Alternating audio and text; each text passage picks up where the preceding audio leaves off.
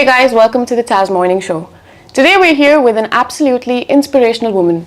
She was the first female dean at an esteemed college here in Oman, but she stepped down and she's on to bigger challenges. Please welcome Ms. Yasmin al Bulushi.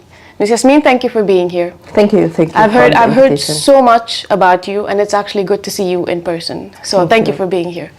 So Ms. Yasmin, so you've been in the education sector for more than 20 years now. Yes. And you have made a major shift in your profession. Can you run us through your journey a little bit? Did you always think you would be, an educator? Did you think you would be where you are today? Was that always in the books?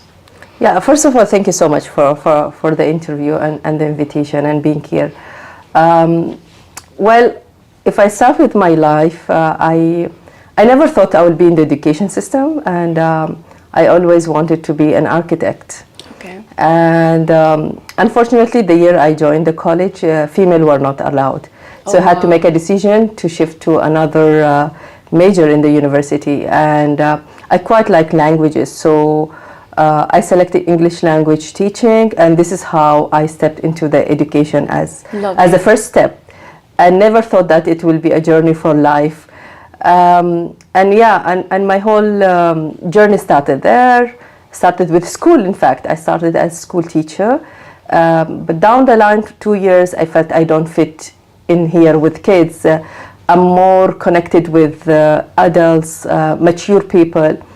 I started searching for an opportunity, and that led me to Institute of Banking. So I started working as a part-timer there for 3 years, during which I continued teaching in the schools in the morning. But then I was doing my master as well, and I was in the first batch selected to do the master in the SQU. And after finishing that, only I dived completely to the higher education and joined what is known currently as the College of Banking and Financial Study.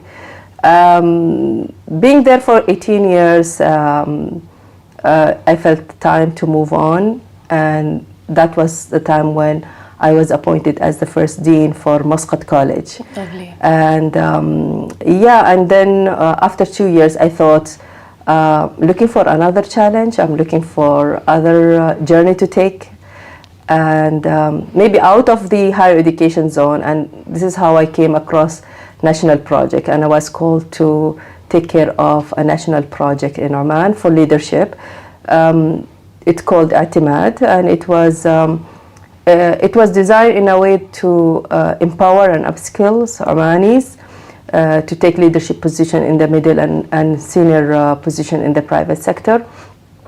And then we had the decree for the Royal Academy of Management, and Atimad became one of the project, and I was given the responsibility of another project, which is very similar to Atimad for the middle management, but in the public sector. Okay. So currently handling both projects for the private sector and the public sector in Oman. That's awesome, awesome. Now, so you've, again, I forgot to mention this, but we have the chairman of Knowledge Oman. I haven't congratulated you, so congratulations on landing that. Thank you. Now, what are your plans? So you've stepped down from the academic sector. What are your plans for Knowledge Oman? Future plans? Anything you have in mind? First of all, I have to say that I'm stepping into a big shoe of a legendary leader who established Knowledge Oman. Absolutely. And made it a very big brand, very known platform. People look at him and his team as inspirational team. They have done fabulous job in the past 14 years. No doubt. I was one of the people who were admiring their work, watching, participating when needed.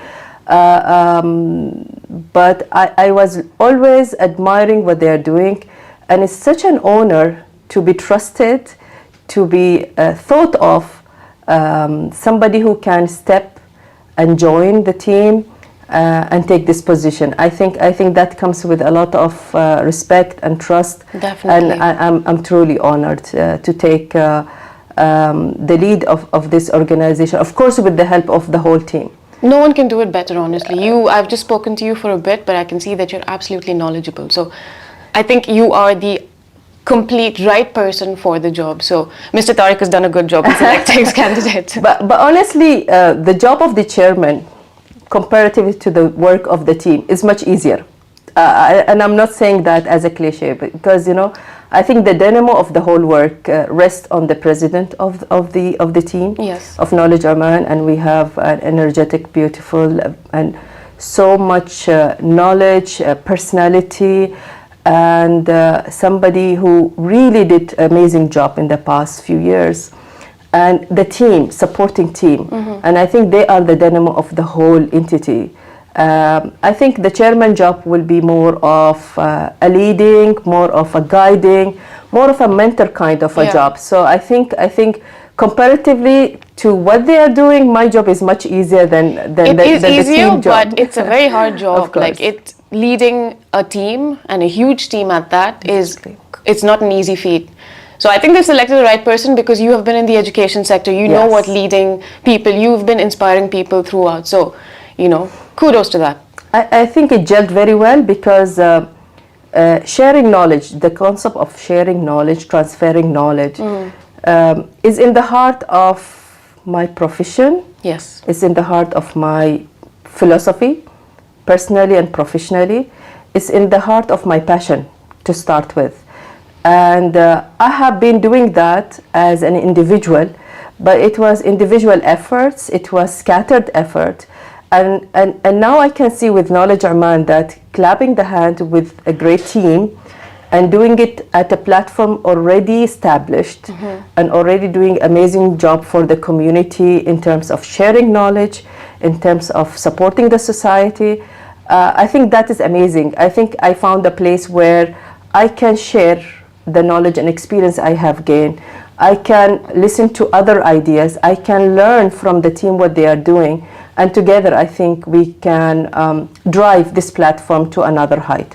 And of course, our dear chairman, ex-chairman, he calls himself ex-chairman, but he promised and he's always there to support. And I don't think Knowledge Oman can move on without Tariq Barwani will be there. Oh, yeah. So he will be still with the team as an advisor, and we are forming kind of a board where, of course, we can't do without his guidance. He is a person who believed in this platform when he established it 14 years ago with another purpose, which was sharing knowledge about technology, which he is a guru in it. But then the idea of why technology only, why not different disciplines, different part of the society, going beyond that, not only knowledge sharing, is also supporting society. I mean, we have seen a lot of campaign they have done for the society, supporting them, helping them. And I think that is amazing because that's part of the knowledge, but it's indirect knowledge and it's part of connecting with the society. Definitely. So this is why I really admire the work they have done, and I hope we can take it to other height, but with the support with everyone there. Definitely. It's a very empowering thing that you've been, empowering all the complete society. So that's a brilliant thing that you're doing. Now, where do you see Knowledge Oman in the next, say, 5 years? I'm confident that, I met the team recently, and of course I met the president and Tariq. Tariq, I know him for a few years, and I met the president last few months as well. And I think looking at the amazing ideas they have already now, the sky is the limit. Yeah, absolutely. I'm sure that in 5 years we will be doing amazing job. We have more recognition in the society. People looking at it as a platform to benchmark, and we inspire to do more inspirational work in the society. We want to focus, though, in the coming era or in the coming stage on bridging the gap between academic life and the professional life, where we feel that still there is a very big gap there.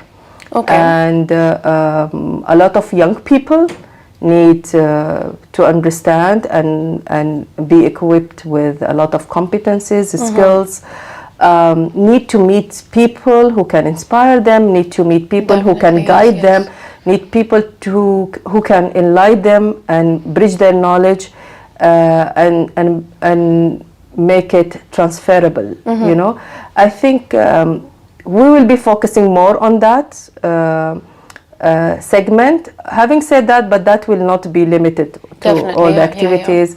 And I think we need to do a lot of brainstorming with the team to see what else we can bring. But definitely keeping on whatever activities happening, supporting society, sharing knowledge, bringing experts, and then bridging the gap between academia and of course the professional world. I love it. I love it. You know what I love about this is that the ministries here are also very supportive of this. So when you see, everyone supporting everyone, everything just falls into place. It just works. So Exactly. I hope things fall into place now, Now, lastly, before we wind up, do you have, you're an absolutely inspirational woman. You're the first dean and all of that. Now, as a woman, what advice would you give me and all the other ladies watching just in life, a general advice that you have? I usually ask my guests about advice in general, but for me, I want advice specifically to ladies because you are empowering. Just being around you is a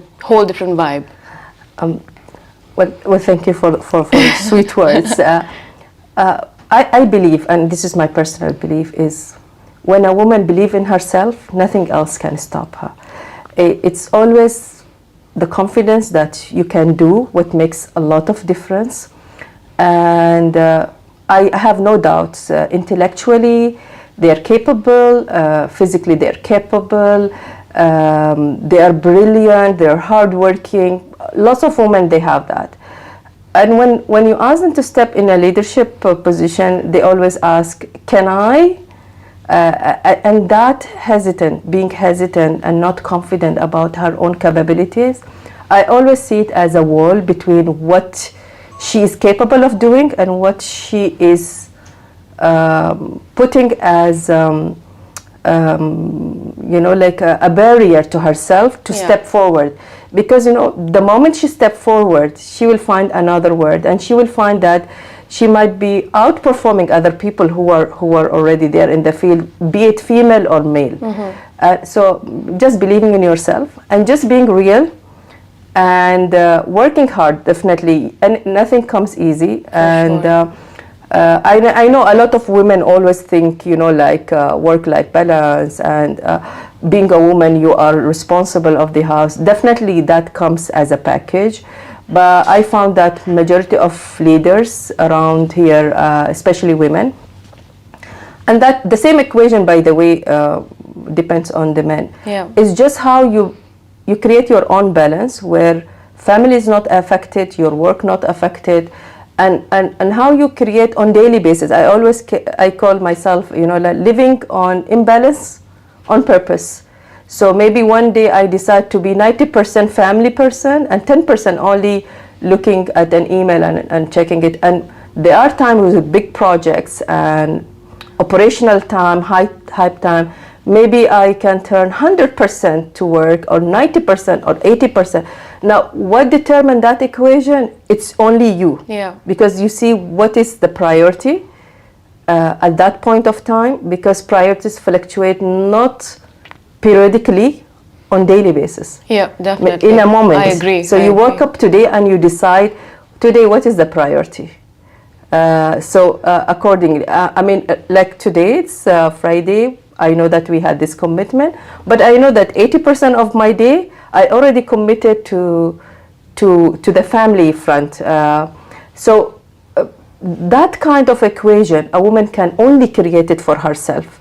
And once she creates it, she becomes more empowered because she knows, okay, priorities. So the whole concept of guilt goes out of the window. This is great advice. I'm loving this already. It goes out of the window because the moment you create it, okay, today this is the priority, but tomorrow it might shift. Yeah. So the guilt itself get confused and jump out of the window. So I would say that just believing in yourself, working hard, and making sure that you can do. Thank you so much for those wise words. I will definitely take that and apply it to my life. Thank you so much for being here, Miss Yasmin. It was wonderful to talk to you. I really love the energy that you give out. You are super inspirational, very cool, and I love your confidence. Like, if I'm talking to someone, I would say on a scale of 1 to Miss Yasmin, how confident are you? That's how confident you are, and I aspire to have your level of confidence. Thank you so much for being here. Thank you so much. Thank you. It was lovely. Thank you for watching the Taz Morning Show. Follow the Arabian Stories for the latest updates.